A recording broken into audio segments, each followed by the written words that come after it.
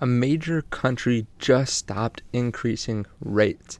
I want to talk about that, including some of the other news that's happening in the market, whether it's Elon Musk making one crypto pump up extremely fast, probably the biggest pump that we've seen in a 24-hour period for a top 10 crypto all year, and maybe in the last year or two.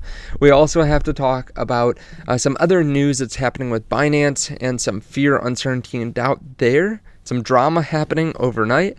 So if you don't mind, please hit the subscribe button underneath the video so you can see future videos just like this.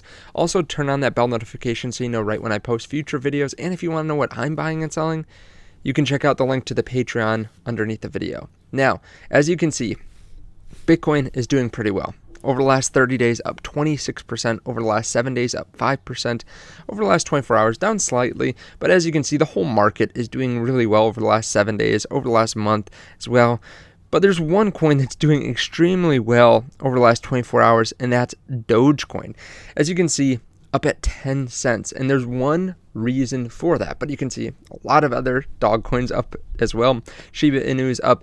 It's the third highest cryptocurrency that's up in the last 24 hours, or it's had the third largest move in the last 24 hours out of the top 100. And a lot of other dog coins are up as well because Elon Musk changed the icon of Twitter to a Doge, to the Doge symbol. So I actually created a short on this last night. I didn't talk about it yet, but I think there's still some more functionality that he can bring towards Dogecoin, or some more users, because they still could accept Dogecoin as payment, like for Twitter Blue, and they could easily convert it back into fiat if they really wanted, or they could just hold it. I'm guessing they would more do payments or accept payments and then convert it to fiat afterwards, because I don't think they really want to hold Doge on their balance sheet. I could always be wrong, but he's focused on creating a lean, mean machine at Twitter right now, cutting down on inefficiency as much as possible. And I'm not sure he wants the risk of, a couple $100 million worth of Doge, but I could be wrong. Now, in addition to this, we have some big news happening in crypto, and that's that there is some drama over CZ and Binance. Now, we know recently that CZ was actually sued and Binance was sued by the CFTC, I believe it was, in the US, and this is just as of last week, and this is due to the fact that the CFTC says that they're going after U.S. clients, or they did several years ago, for Binance instead of Binance US because it was more profitable. So everyone's a little bit on edge. Everyone has been on edge since the FTX debacle several months ago. Now, before we get into this, I do want to apologize for the camera quality and the speaker. I'm just sitting here in Greece. Last couple days here, I had to record and re-record this because of an issue. So that's part of the reason too. The lighting is not great, but we'll get through it and we'll get back to the normal setup in a few days. But let's hit on this and then talk about the rates that are now paused. So CZ had some drama and Binance had some drama.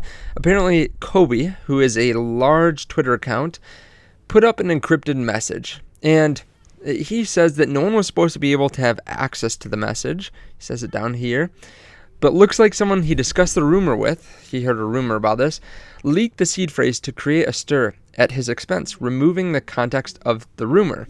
Anyways, it was not supposed to be readable unless he revealed it. So sorry about that. Once again, he will narrow down the people he can trust. Since tweeting only leads to bad things instead of good things, I will probably do much less of that in the future. So basically, he posted a encrypted tweet. Someone was able to use SHA-256 hash to be able to break in. They had a seed phrase and to basically see what the tweet said. And it was that there was a red notice out on CZ. Now, a red notice basically means that they are trying to ping a lot of the different agencies around the world, a lot of the different police stations, basically locate CZ and then possibly bring him back to whoever issued it. I'm not an expert on that either, by the way. That's just what I read.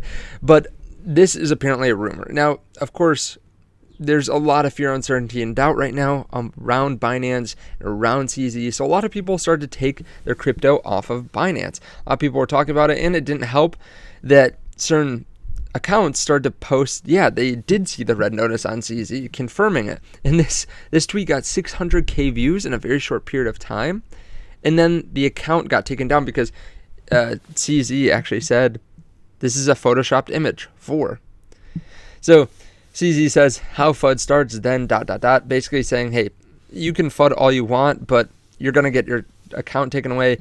You're basically going to get discredited. You're going to have less and less people that follow you and believe in you if you keep on spreading this FUD. Now, he went on to tweet after this that basically this was spread by crypto news outlets and Coles, and that he thinks it's sponsored by another exchange.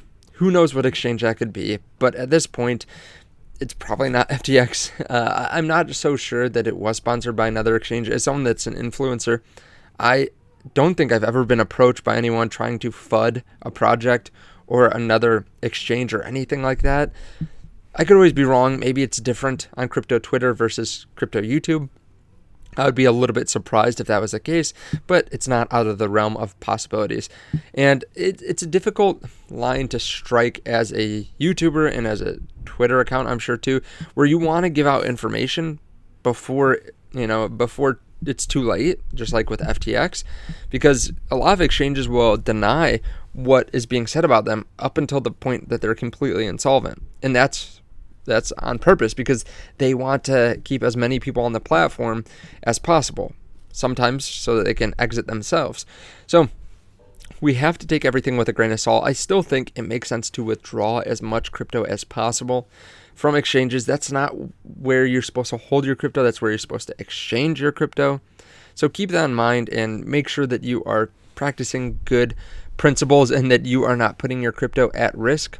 Personally, I keep 99% of my crypto on cold storage.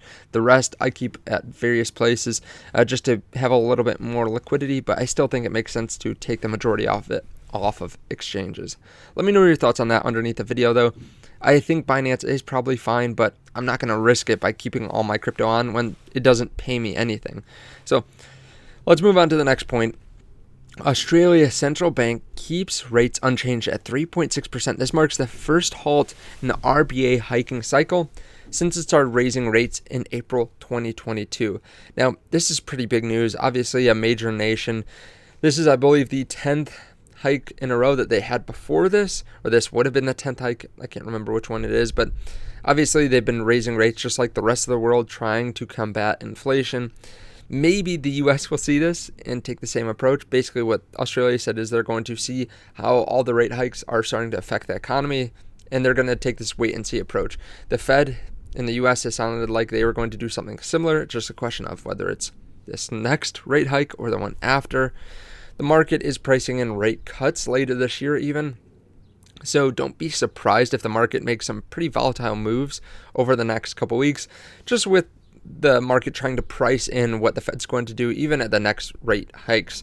And we're obviously getting CPI here in less than 2 weeks. So we could definitely have some volatility. We're starting to get earnings coming out as well. And there's just a lot of stuff going on in the world, including the de-dollarization. So be careful out there. Make sure you're well hedged. Make sure that you protect yourself and pay attention. Try not to stress out too much, but pay attention to what's happening out there. Make sure that you have a pulse on the market.